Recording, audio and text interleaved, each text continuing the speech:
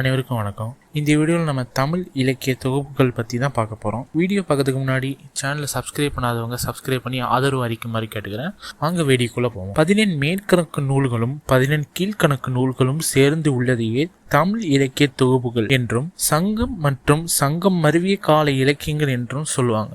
ஏனென்றால் தமிழ் இலக்கியத்துல சங்க இலக்கியங்கள் 14 மேற்கணக்கு நூல்கள் என்றும் சங்க இலக்கியங்களுக்கு பிந்தைய அற இலக்கியங்களை 14 கீழ்கணக்கு நூல்கள் என்றும் வகைப்படுத்தியுள்ளனர். இவற்றின் முக்கிய வேறுபாடுகளை இந்த வீடியோல ஃபுல்லா பார்ப்போம். காலத்தை வச்சு வித்தியாசம் கண்டோம் என்றால் 14 மேற்கணக்கு நூல்கள் சங்க காலம், அதாவது கிமு 300 முதல் கிபி 100 வரையிலான காலங்கள். 14 கீழ்கணக்கு நூல்களுக்கு சங்கம் மருவிய காலம், அதாவது கிபி 100 முதல் கிபி 600 வரையிலான காலம். பாடல் அடிகளை பார்த்தோம் என்றால் 14 மேற்கணக்கு நூல்கள் நீண்ட அடிகளை கொண்ட பாடல்களை கொண்டுள்ளது. 14 கீழ்கணக்கு நூல்கள் குறைந்த அடிகளை கொண்டுள்ளது.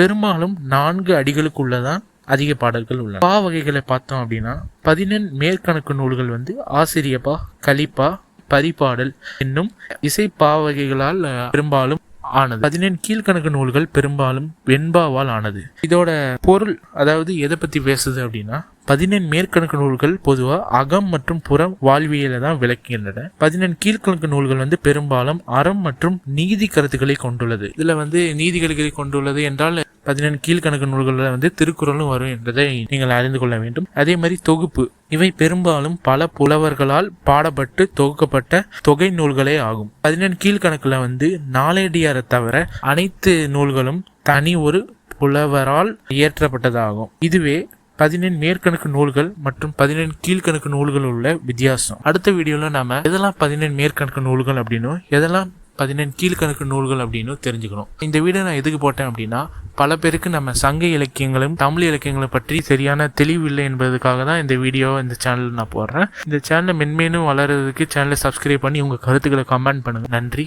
வணக்கம்.